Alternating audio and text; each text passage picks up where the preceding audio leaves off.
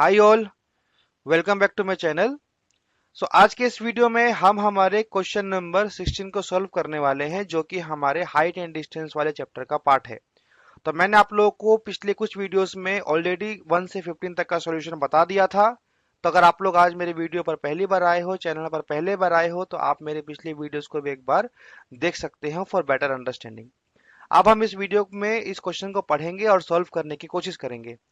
Question में बोला है the shadow of a vertical tower on a level ground increases by 10 metre when the altitude of the sun changes from 45 degree to 30 degree. Find the height of the tower corrected to 2 decimal places. यानी एक vertical tower है मेरे पास में। मैं यहाँ पे आपको diagram बना के दिखाता हूँ कि इसका फिगर कैसे बनेगा। यानी ये वाला अगर मेरा एक वर्टिकल टावर है, तो क्वेश्चन में बोला है वर्टिकल टावर का जो शैडो है वो 10 मीटर बढ़ जाता है। कब बढ़ जाता है? जब सन का एल्टीट्यूड 45 डिग्री से 30 डिग्री को चेंज होता है। अब अगर मैं इस तरफ सन को कंसीडर करूं, ठीक है, अगर मैं लेफ्ट हैंड साइड में सन को कंसीडर करता हूं, तो इस टावर का शैडो किधर बनेगा? इस टावर का शैडो बनेगा राइट हैंड साइड में, राइट। इसका मतलब है स्टार्टिंग में इसका शैडो यहां बन रहा था, ऐसे करके। जब उसका एंगल कितना बन रहा था? जब उसका एंगल बनता था 45 डिग्री, उस टावर का एंगल बनता था। फिर बोलता है जब इस पार्टिकुलर सन का एल्टीट्यूड चेंज होके बन जाता है 30 डिग्री, तो फिर इसका जो यहां से इंक्रीमेंट हुआ है, नया शैडो का जो इंक्रीमेंट हुआ है, वो आपका 10 मीटर का हुआ है। ठीक है। तो ये है आपका करेक्ट करेक्ट पार्टिकुलर डायग्राम इस पर्टिकुलर क्वेश्चन का। यानी जब एक टावर है, ये वाला पार्ट मेरा टावर है, जब एक टावर का एंगल 45 बनता है स्टार्टिंग में, उसके बाद सन का एंगल जब चेंज होता है 30 डिग्री से, तो उस टावर का जो शैडो है वो 10 मीटर बढ़ जाता है। शैडो यानी सन के ऑपोजिट डायरेक्शन में शैडो बनेगा। और सेकंड, यहां से लेकर के यहां तक का जो आपका डिस्टेंस हुआ है वो 10 मीटर ऑलरेडी क्वेश्चन में बोल दिया है। अब हम लोग को बोला है टावर का हाइट कितना होगा, वो आपको पता लगाना है। ठीक है। तो मैं यहाँ पर इस पर्टिकुलर टावर को नेम देता हूँ। इसको मैं देता हूँ ए, इसको देता हूँ बी, इसको देता हूँ सी और इसको देता हूँ डी। यानी मेरे पास यहाँ पर अकॉर्डिंग टू द डायग्राम दो ट्राइंगल बनते हैं। पहला ट्राइंगल हमारा बनेगा ये वाला ए बी एंड सी, ये मेरा पहला ट्राइंगल है। उसके बाद एक और ट्राइंगल मेरा बनेगा, वो बनेगा मेरा ए बी एंड डी। ठीक है। यानी ए बी एंड डी, ये बड़ा वाला ट्राइंगल भी हमारा बनेगा। यानी हमारे पास दो ट्राइंगल बनेंगे। तो यहाँ पर मैं क्या करूंगा, यहाँ पर मैं लिखूंगा, तो यहाँ पर मैं लिखूंगा, तो यहाँ पर मैं लिखने वाला हूं फ्रॉम ट्राइंगल। तो मैं लिखूंगा from triangle A B C. A B C triangle में मेरे पास एंगल गिवन है ए सी बी का, जो कि है 45 डिग्री। ठीक है। मैंने मान लिया कि जो मेरा ए बी है, ए बी यानी हाइट ऑफ द टावर जो है वो मेरा पी मीटर है, और जो मेरा बी सी है यानी बेस ऑफ द टावर है वो मेरा एक्स मीटर है। ये मैंने मान लिया। ए बी का मान मैंने पी कंसीडर कर लिया और बी सी का मान मैंने एक्स कंसीडर कर लिया। इसके बाद में मैं यहाँ पर जब एंगल बनेगा, वो एंगल बन रहा है 45 डिग्री। तो 1045 का मतलब होता है परपेंडिकुलर बाई बेस। परपेंडिकुलर को मैंने पी ही मान लिया था और बेस को मैंने एक्स माना था। 1045 का वैल्यू होता है 1, यानी इसका वैल्यू आएगा 1। 1 equal to p by x. जब आप इसका क्रॉस मल्टीप्लाई करोगे तो आपका आंसर आएगा पी इक्वल टू एक्स। ये हम लोगों ने पहला ट्राइंगल सॉल्व करके पी इक्वल टू एक्स का वैल्यू को पता लगाया।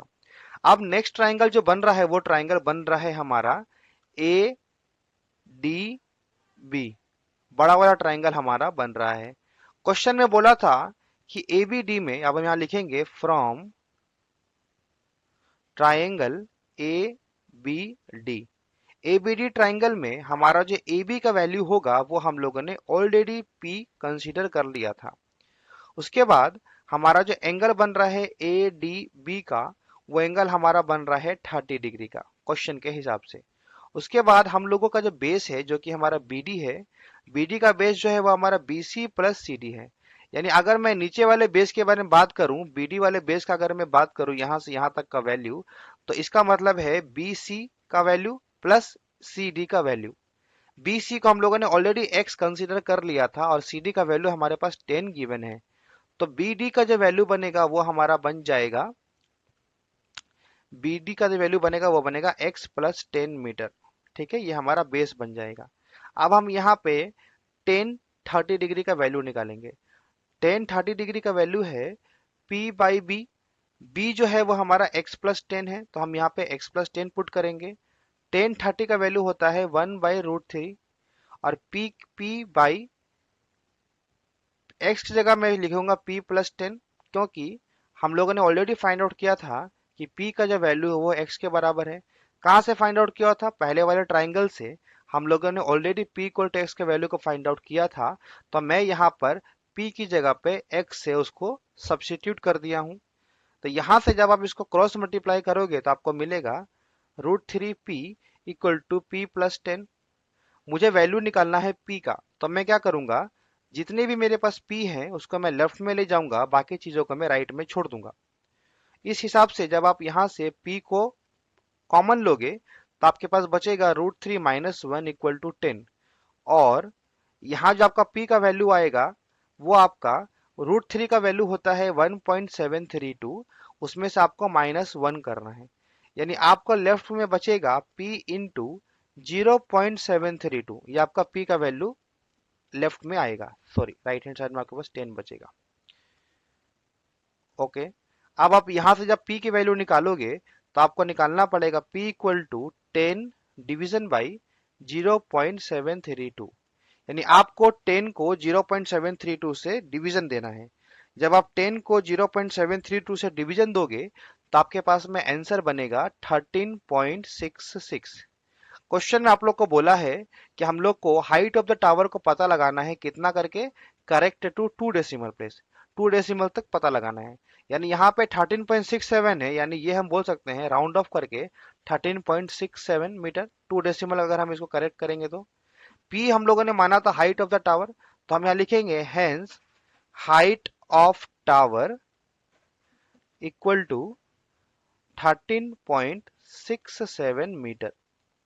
ये हमारा है फाइनल आंसर। यानी जब मैंने इस क्वेश्चन को सॉल्व कराया आप लोगों को, तो मैं आप लोगों को लाइन बाय लाइन हर एक लाइन का मतलब बताते हुए डायग्राम में पुट करके आप लोगों को सॉल्व करवा रहा हूँ। तो आई होप कि आप लोग मेरे को फॉलो करोगे, और इस वीडियो को जब आप एंड तक देखोगे, अगर आपको एक बार में वीडियो का समझ में नहीं आया है, इस कॉन्सेप्ट को आप ग्रैब नहीं कर पाए हो, तो आप इस वीडियो को एटलीस्ट 1 से 2 बार देखना, जिससे आप लोगों को इस क्वेश्चंस को बनाने में और ज्यादा ग्रिप आए। और हाइट एंड डिस्टेंस ऐसा चैप्टर है कि जितना आप प्रैक्टिस करोगे उतना ही समझ पाओगे। ये चैप्टर वैसा नहीं है कि मतलब आप 2 4 फॉर्मूलाज हैं और आप समझ गए और आपने पुट कर दिया, नहीं। इसमें आपको समझ के डायग्रामेटिकली पुट करके आपको इसको सॉल्यूशन निकालना पड़ता है। थोड़ा सा टाइम कंज्यूमिंग है, थोड़ा सा कॉन्सेप्चुअल बेस्ड है, लेकिन हाँ, आप अगर आप थोड़ा सा टाइम दोगे इस चैप्टर को, थोड़ा सा अगर आप 1 से 2 बार इस वीडियो को प्लेलिस्ट में 1 बार 2 बार देखोगे, तो मैं मतलब ये सोचता हूं कि आप लोग को और ज्यादा इशू नहीं आना चाहिए। ठीक है, लेकिन शर्त क्या है? शर्त यही है कि आपको कम से कम एक बार पूरे मन से 1 से 2 बार आपको वीडियो को देखना पड़ेगा, तो ही आपको थोड़ा बहुत कॉन्सेप्ट आना चालू होगा, and then you can start practising on the same question. ठीक है, तो आज के लिए वीडियो इतना ही। आई होप आपको ये पसंद आया होगा। अगर आपको ये पसंद आए तो आप इस वीडियो को लाइक करें, और अगर आप चाहते हैं कि मैं ऐसे ही आने वाले वीडियोस का चैनल जो भी नोटिफिकेशन होगा वो आप तक पहुंचता रहे, तो आप चैनल को सब्सक्राइब कर लें और बेल नोटिफिकेशन ऑन कर लें, ताकि आपको नोटिफिकेशन मिलता रहे। सो मिलते हैं अपने अगले वीडियो में, तब तक के लिए थैंक यू सो मच।